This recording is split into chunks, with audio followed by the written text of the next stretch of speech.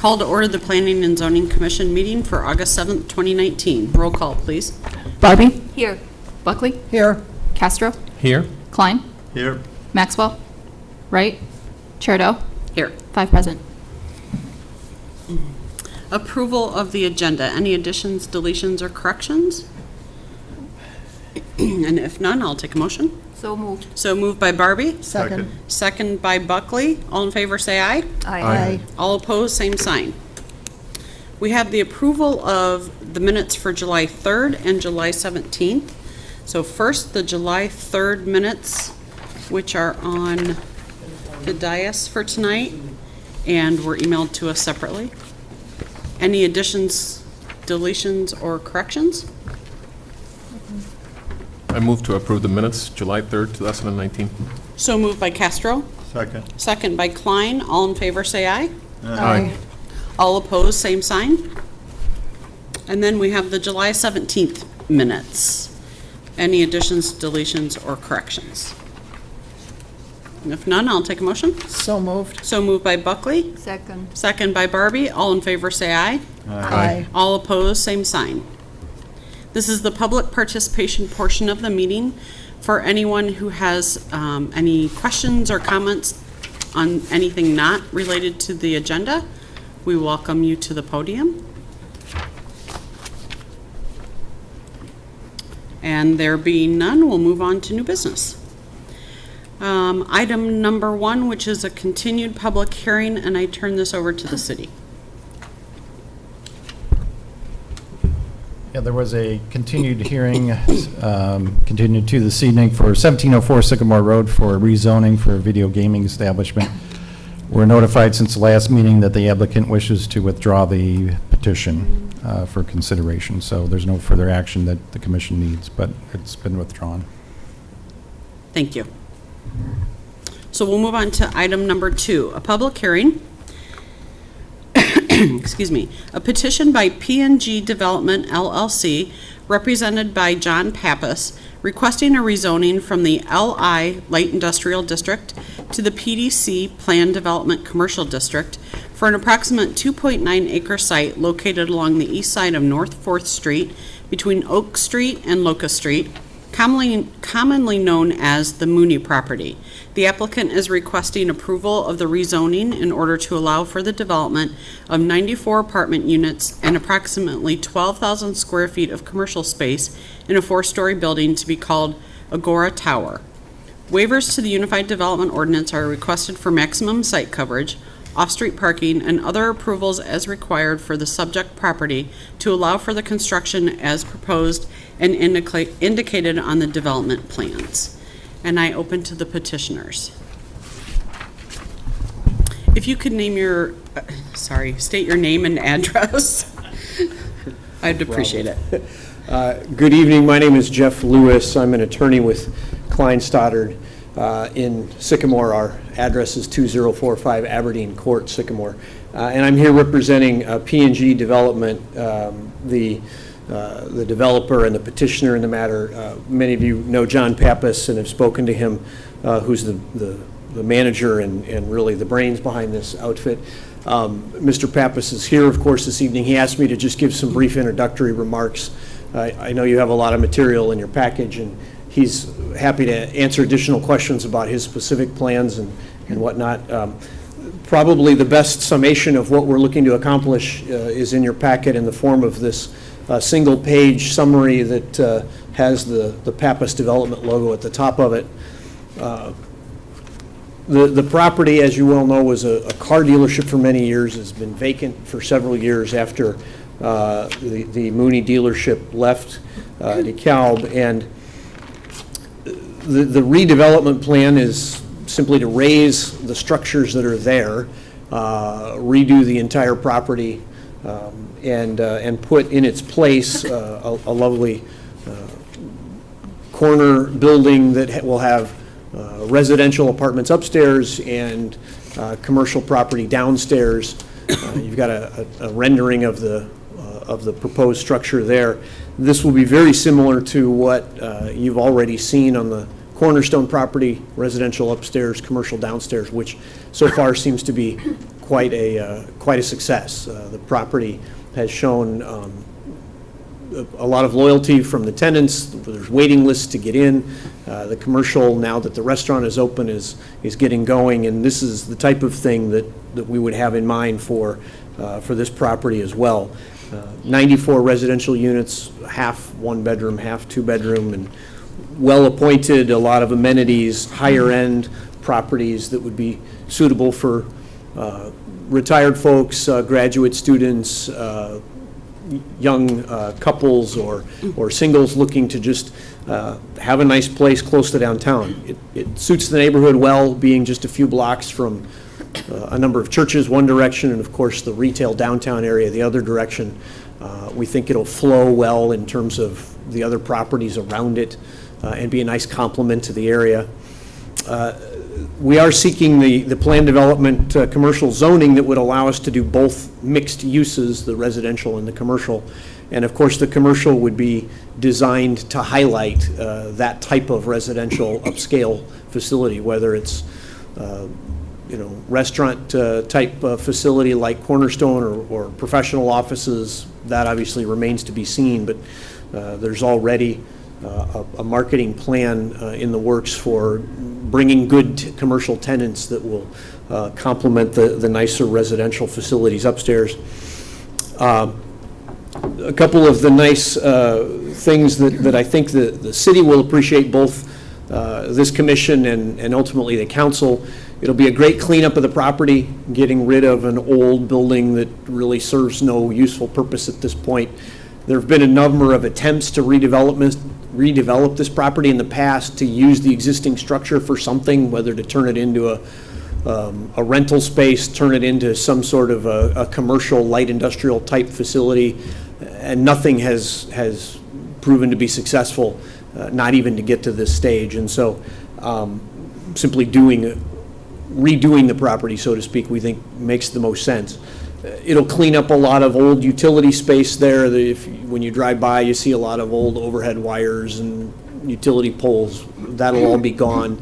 We've already got agreements with the necessary utility companies to clean that up, get it made nicer looking, and get some of that stuff out of the way. Obviously, it'll clean up the legal structure of the property itself, boundary lines, parcels, and so forth, which right now is quite the jigsaw puzzle.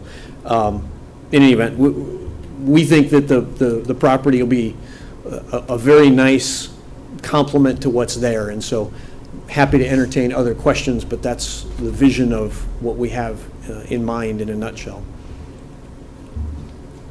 Thank you, Jeff. Thank you.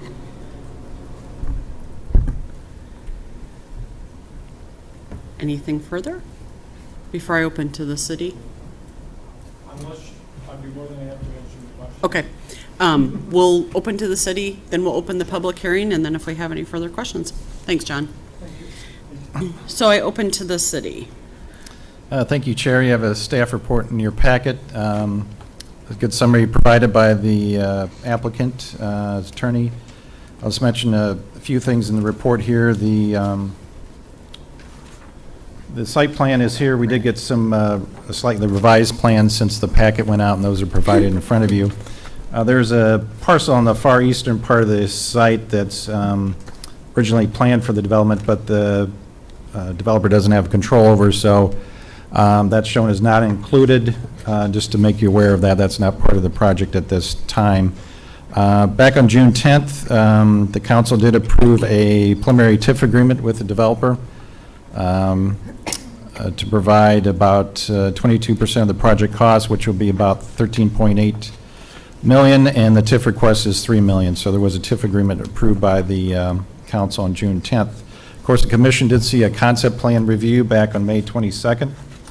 Recall that I did provide the site plan at that time that you did see. It's a little bit different than what you do see now. It was 2 buildings, 4 stories each, about 80 apartment units, ground level commercial 2, kind of in the center of the property at a green space in the middle.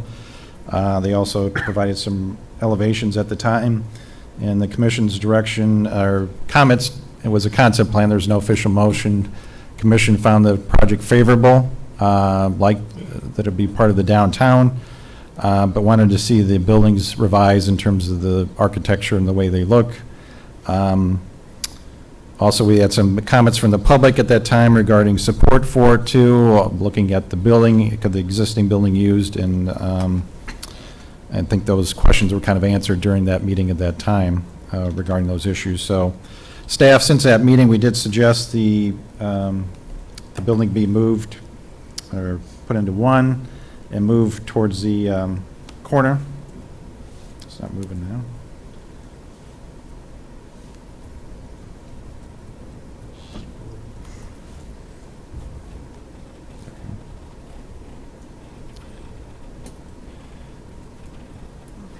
Which they did move it towards the corner, give a better streetscape look to it, and more similar to downtown buildings. The elevations, of course, change. You saw the view earlier. That's from Locust and 4th Street. This is be back on Oak Street, looking towards the corner at the back, towards the building. So made a lot of changes. The few of the downtown plans that we do have in place do encourage this type of mixed use and design like this in a location near the street, so they're meeting many of those features.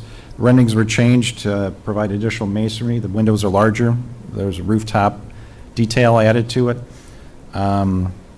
Increase the mix of stone and brick to it, and kind of a, L shape instead of two buildings. So, and the location is different to make it a little better appealing along 4th Street. Instead of looking at parking, you're looking at the front of the building, and there's a little green space in front of it.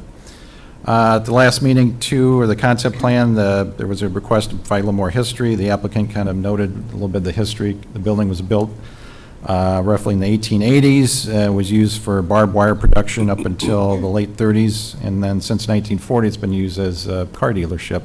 3 different owners over the time. The last one, Mooney Chevrolet, leaving in 2012.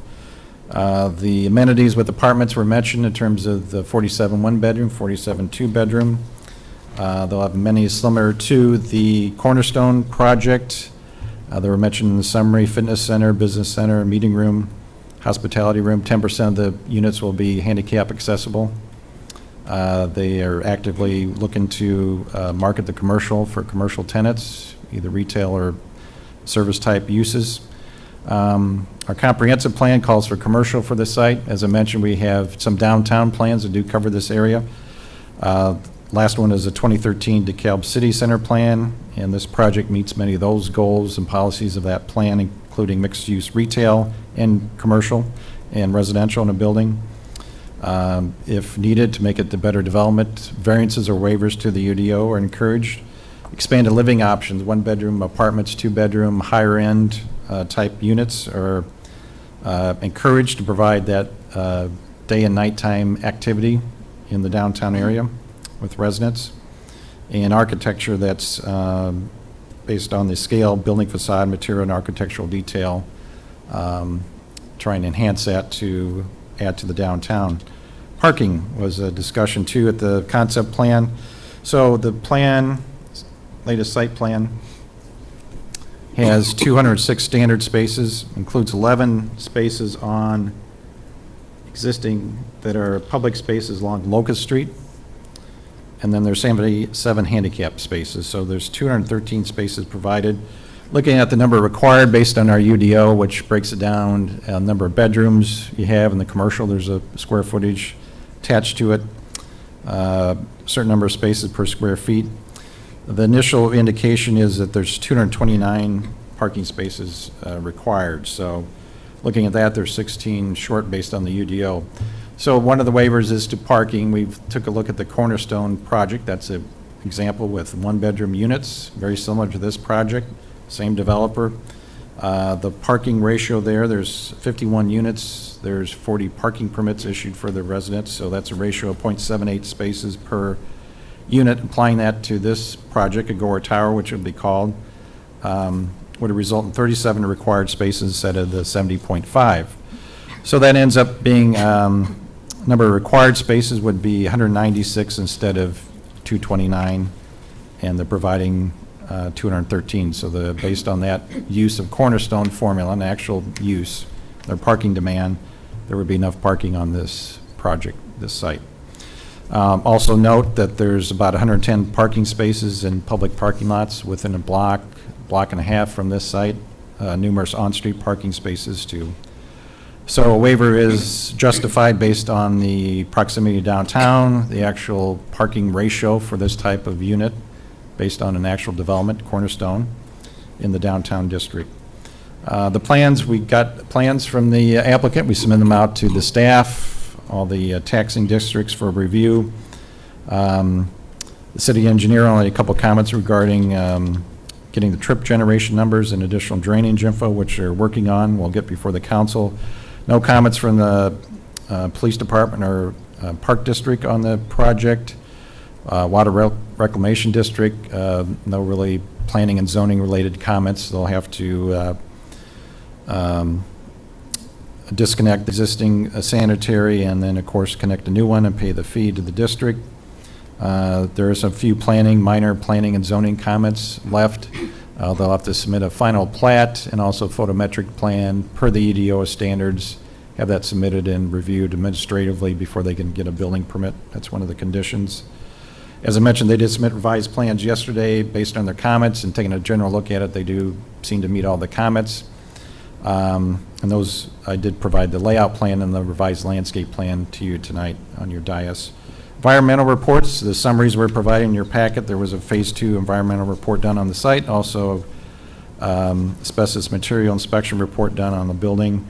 They indicated that there's 2 remaining possibly underground storage tanks related to a gas station that was on the northwest corner of the site many years ago. And also the report notes areas where there were some chemical spills based on that into the soil, so they're recommending an IEPA site remediation program be done with the asbestos. They suggest that be removed prior to demo, meeting all EPA and Department of Health standards. Just to note, there in the TIF request, there was $300,000 contemplated for the environmental remediation to cover all that cost. Landscape plans were provided too, and those are revised. They meet all the standards. They were short a few on Oak Street, but they had additional plantings in the interior of the lot to make up for that. There's 4 existing street trees on Oak Street that will remain.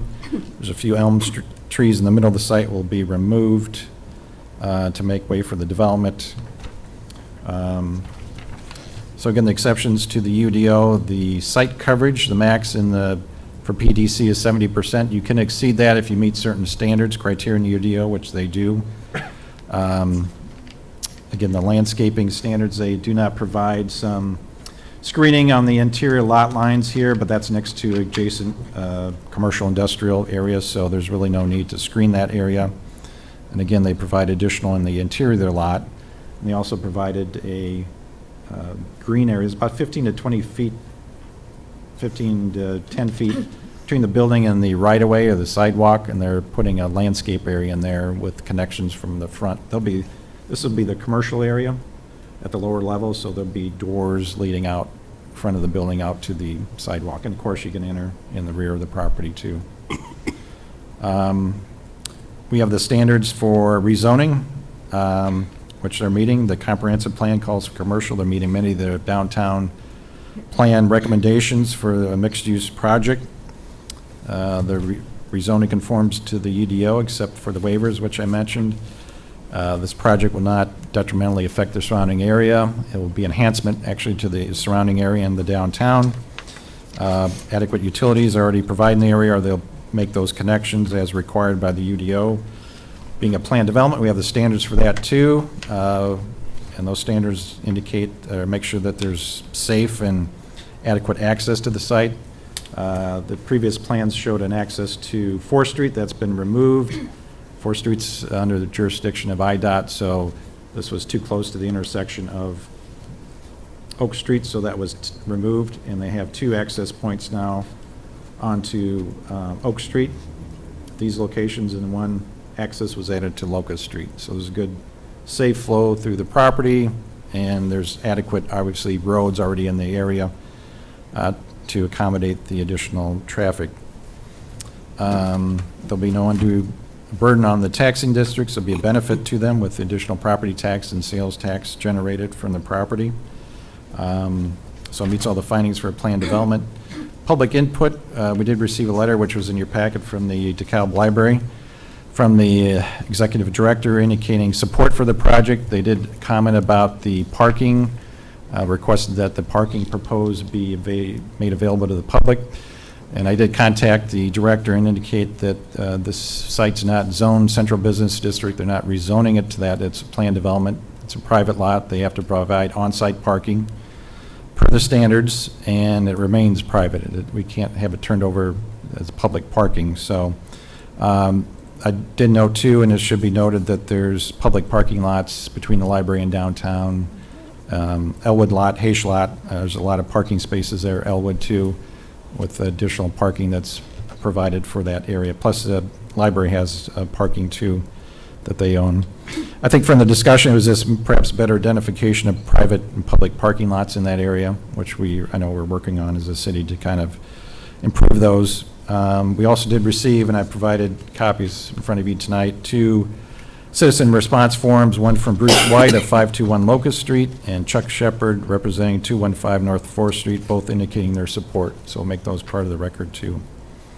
So in conclusion, the staff recommends approval of the rezoning request and the development plans.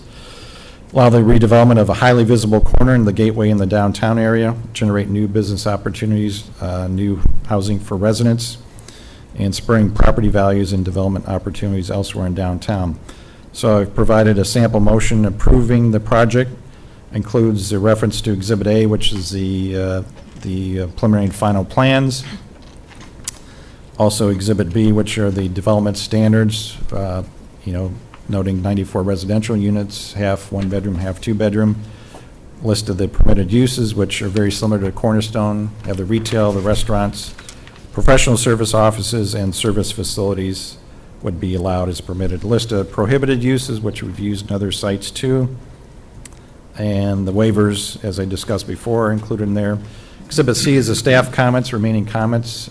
So the revisions received, looks like they addressed most of those. We'll just leave Exhibit C as is, and they'll have to address most of these prior to city council action.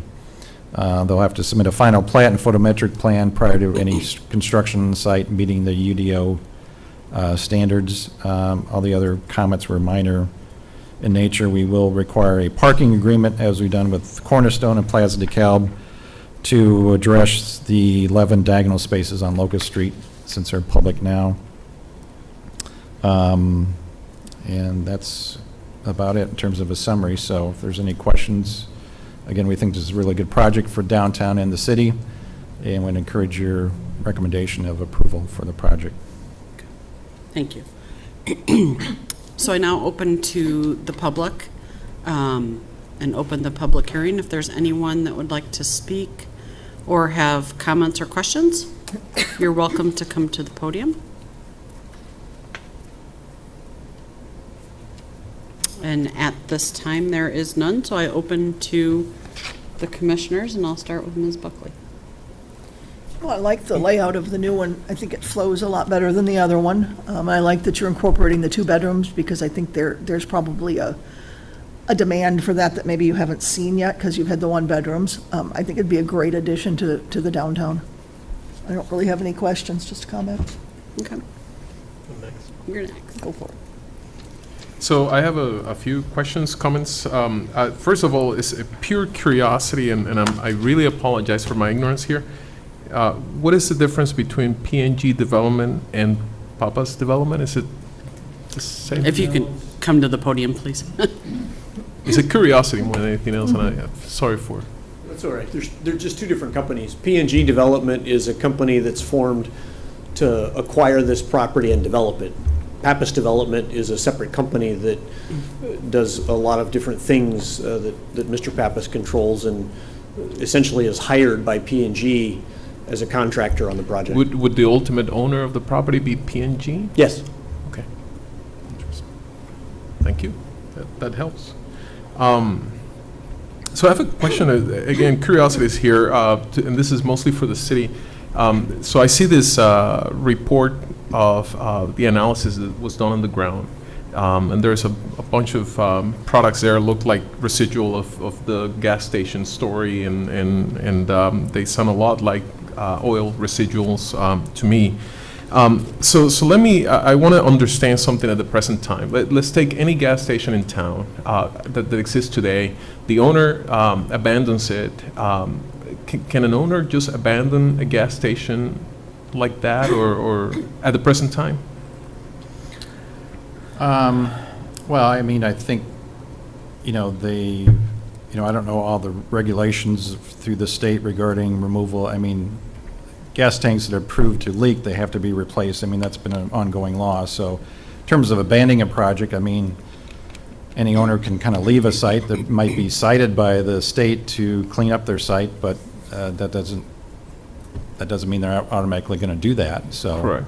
So what we have a little bit in our hands now is kind of that situation decades ago. Yeah. And all of a sudden we have this land, no fault of Mr. Pappas or any of these companies. And now we have this land that is contaminated in so many different ways, and we are, basically, if we want to do something with it, we have to basically make an investment. Developers proposing to clean it up, meet all the Correct, standards, and correct. that's part of the TIF. And somebody has to make an investment in the cleanup of this Yeah. area now. Okay. All right, thank you. So this issue of parking, I'm sorry, to bring it up, this issue of parking, I just wanted to, as a matter of suggestion, and I have had this conversation with multiple people. I want to have the problem of parking before talking about the problem of parking. I honestly don't think that we have a problem of parking at the present time. It may come. If all of this works, it may come.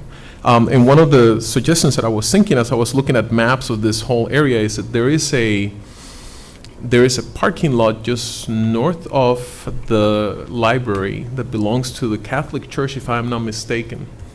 And I was wondering if any agreement can be reached between the city and the church to allow people to use that parking lot for the future. This is not something we have to run for or anything like that. My suspicion is that is a parking lot that during weekends is not heavily used, and I'm thinking at night and stuff like that.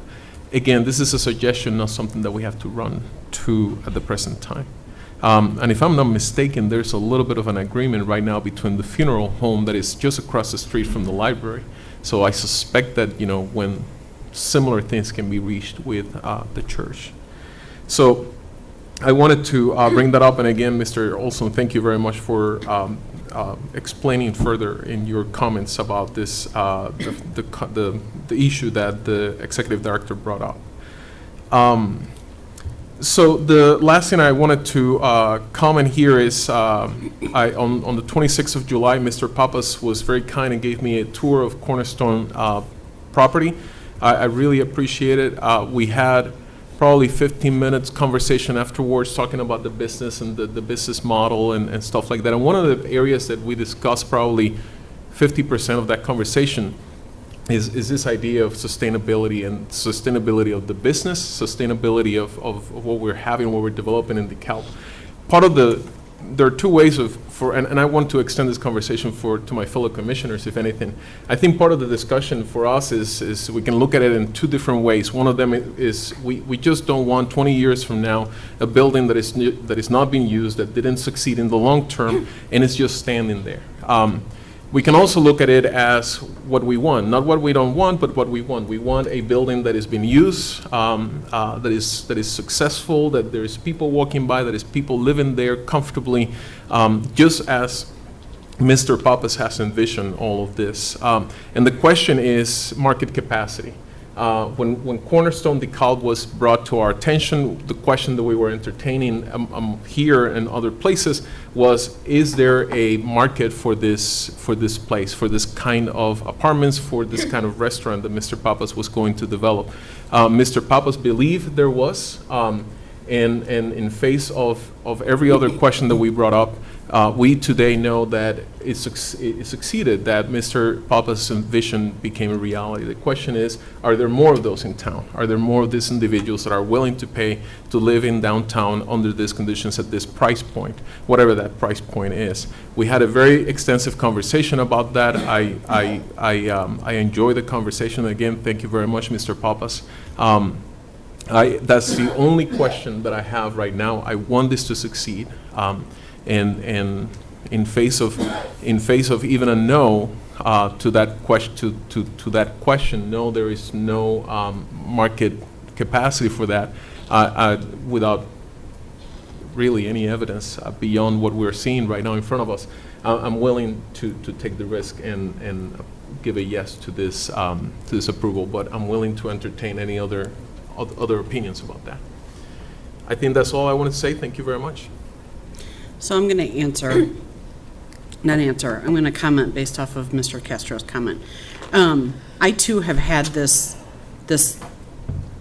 thought over the last, not even the last week, more so the last couple of days. And really thinking about it on the way over here tonight in my short little commute. The what ifs. I've had those what ifs a lot with the plans that have come forth. And I think I have a unique side, not a unique side, but a side that the other commissioners don't have, and that I do work in an office with the university where I get phone calls where individuals are asking and have asked coworkers about apartment complexes similar to what Mr. Pappas has in Cornerstone, is building in Plaza DeKalb, and now is proposing here. And that's just one employer in town and in the county. And so I think more and more as years go on, we start to see, especially with new young professionals, they're not ready to invest in a home and purchasing a home. They're not sure if they're going to remain in an area for longer than 3 to 5 years, let's say.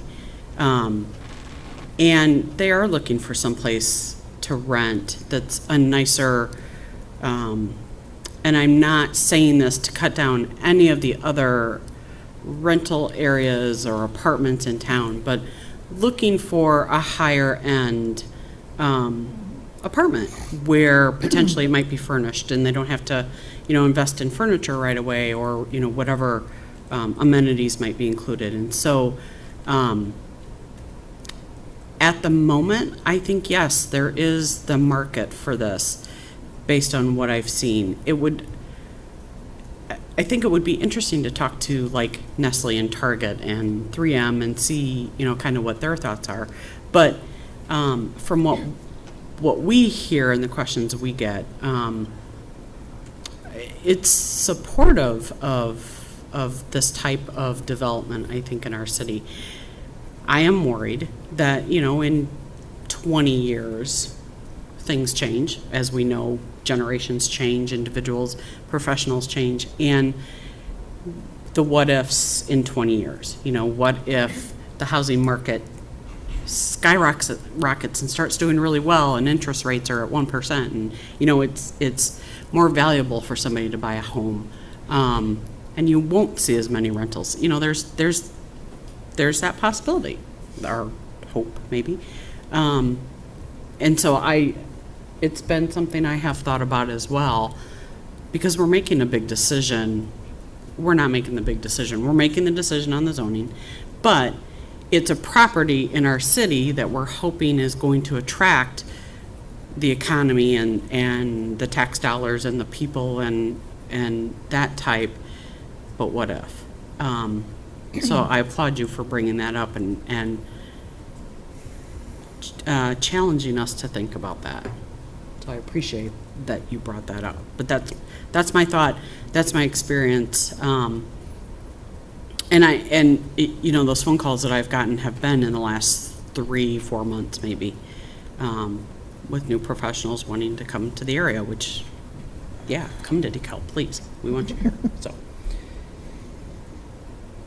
I have a side note to that. Yeah, I you think, wanna- I think a couple of things. First of all, somebody told me decades ago that when you start saying if I woulda, coulda, shoulda, you should stop because you don't know. So I try not to do that.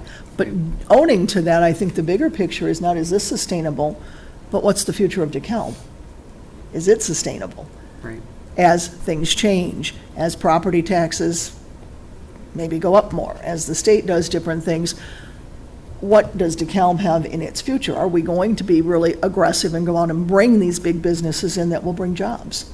And if we think that's the direction, then I see no reason why something like this would not sustain itself 30, 40 years from now. But I think it's a bigger picture, a bigger question than just this. My 2 cents. Yeah, I want to say for the record, I'm not going to participate in the discussion. Mr. Lewis and I are in the same law office, and I don't want any appearance of an impropriety or conflict, so I won't vote on the issue either. Thank you. Katerina? I don't really have a lot to Oh. say. Oh, Is your microphone on? There you go. now I do have a little bit to say because you can hear me.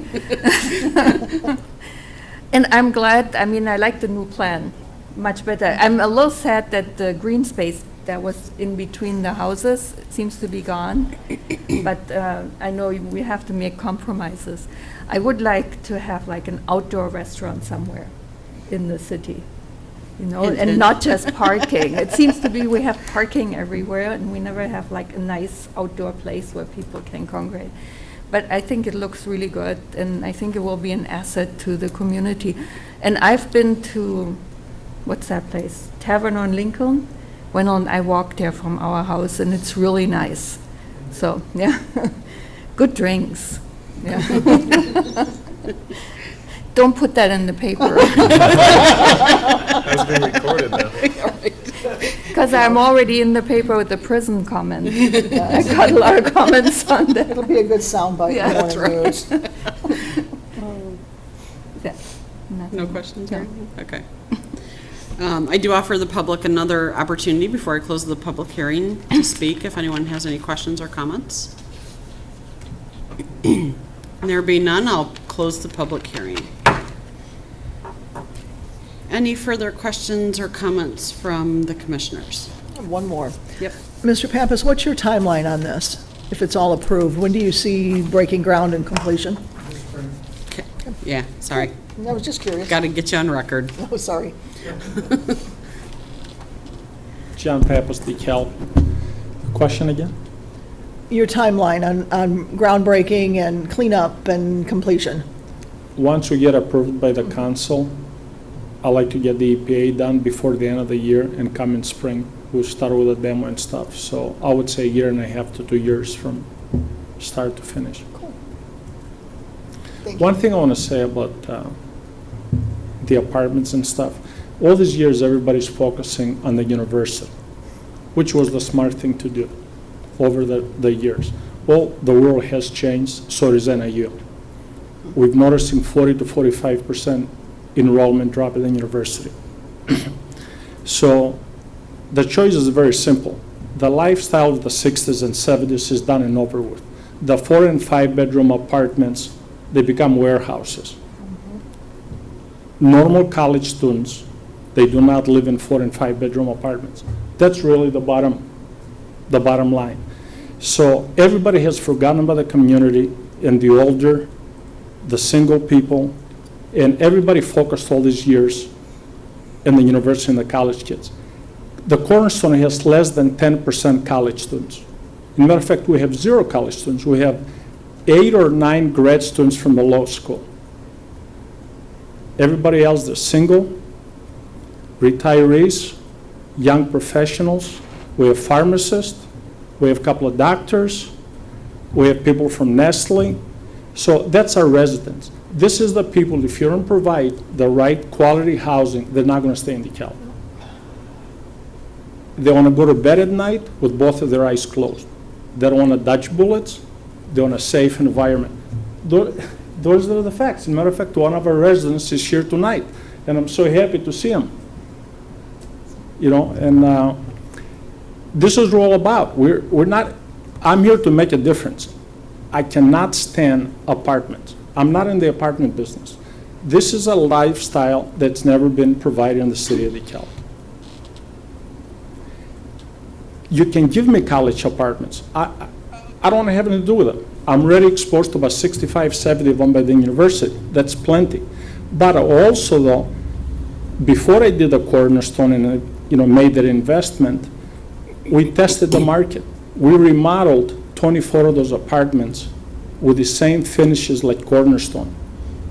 We were able to increase the rents by 35%, collect 100% on rents monthly versus losing 11% a month, and 30% of our residents that were non-college students.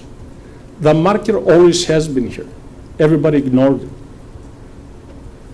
So now, the days there were 25, 26,000 students in the university, nobody really cared. Everybody was full, right? You increase the rents. Who gives a damn if the door is locked or unlocked or if the roof leaks? Well, those days are done and over. It's like any honeymoon, doesn't last forever. So if we're not going to have this type of housing in DeKalb, this type of what I'm proposing, the people are not going to stay in town. It's pretty easy. So if we want to be like St. Charles, Geneva, we have to offer alternative, safe housing. Not necessarily has to be 3,000 or 4,000 square feet. It's got to be safe, clean, and very modern, and with amenities. We have people, they have their grandkids visiting them. They don't have to entertain in their 1 or 2 bedroom apartment. They can use the amenities downstairs. They can order pizza. They can watch the football game. They can see a movie in the movie theater room. And this, that's what we're proposing on this Mooney property. So it's a completely different lifestyle that the community has not seen, and there's a lot of demand. Just nobody tapped into the market. So if we want people to stay in town and be able to afford to walk down the street, spend $50, $60, or $100 for dinner, this is the people. You ain't going to be the people that just come in here, freshmen in college or living with another 15, 20 people in a rooming house. That's not a resident. That's not even the market I want to go to. So, Mr. Castro, I appreciate that you did take the time and you met with me and stuff, but we did have the discussion, and everybody gets nervous. I remodeled 100-year-old buildings, and we have good luck with them. You got to reinvest in these properties. Nothing lasts forever. So I know apartment complexes. The perfect example is the one in the west side of town. It used to be High Meadows, I believe, those what is it, five, six buildings? Mm-hmm.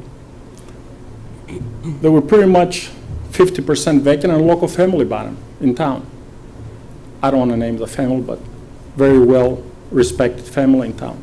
They went, they remodeled, they gutted them out, they fixed the parking lot, the landscaping, they're fully leased. There's an apartment complex right across from Ferry's.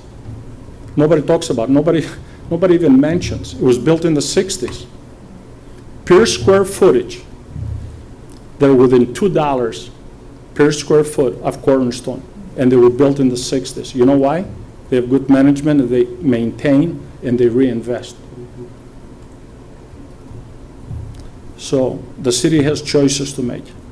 We're going to protect the people that are going to be slumlords, or we're going to maintain and keep investing and attract quality people and quality students. So that's where we're at. Thank you. Anything else on this end? No? Anything else? Nope, I'm good. No? Okay. So with nothing further, I'll be happy to take a motion. Make a motion. Okay. Based upon the submitted petition and testimony presented, I move the Planning and Zoning Commission forward its finding of fact and recommend to the City Council approval of a zoning map amendment from the LI, Light Industrial District, to the PDC, Planned Development Commercial District, exceptions to the UDO regarding site coverage, landscaping, and parking for planned development, and approval of a planned development preliminary and final plan as listed in Exhibit A for the subject site located along the east side of North 4th Street between Locust Street and Oak Street, with the addresses being 204 North 4th Street and 420 Oak Street, subject to the standards listed in Exhibit B and subject to staff comments listed in Exhibit C. So motion's been made by Buckley, Second. second by Barbie. Roll call. Buckley? Yes. Castro? Yes. Klein? Abstain. Barbie? Yes. Chair Doe? Yes, 4 yes, 1 abstain. Motion Thank you. passes. thank you. Thank you. We have another item. It's a public hearing, a petition by Mobile Light represented by Mark O'Brien for a special use permit for a 10-foot tall cell antenna to be located on top of the building at 100 West Lincoln Highway, which is Walgreens, and I open to the city. Yes, we received, since the agenda was posted, a request from the applicant to continue the hearing. They're evaluating design of the cell antenna and would like more time and may be revising the drawings, so I suggested they continue the hearing. So will we need a motion to, per the request, to continue the hearing to Wednesday, September 4th at 6 p.m. here in the City Council chambers? So I will need a motion for that action. September 4th, you said? Yes. Okay. Date, place, and time in the motion. Okay. I move that it be continued to September 4th as requested. Second. So moved by Klein, second by Castro. All in favor, say aye, or is this a voice Voice vote's fine. vote? Okay. All in favor, say aye. Aye. All opposed, same sign. And reports. Next commission meeting scheduled, no hearings on that, is August 21st, so more than likely they'll be canceled, and I'll send out a notice the week before, if it is. Last council meeting on July 22nd, they did approve on first and second reading the Park 88 amendments and rezoning that the commission previously reviewed, so that was approved. Also want to mention it's Christine Wang's recording secretary's last meeting. So we want to say thank you, Christine. She's headed off to law school and wish her the best. And we got you a card, a little emblem from the city. So really appreciate everything you've done for us, Christine. Thank you very That's all. much. We appreciate everything you've done. You've taken the minutes great, so. Good job. Obviously, Thank since you. we haven't had any corrections, very many corrections we've had to make, so thank you and good luck to you. Good luck. Anything else? If not, I'll take a motion to adjourn. So moved. So moved by Buckley. Second by Barbie. All in favor, say aye. Aye. All opposed, same sign. We are adjourned. Thank you.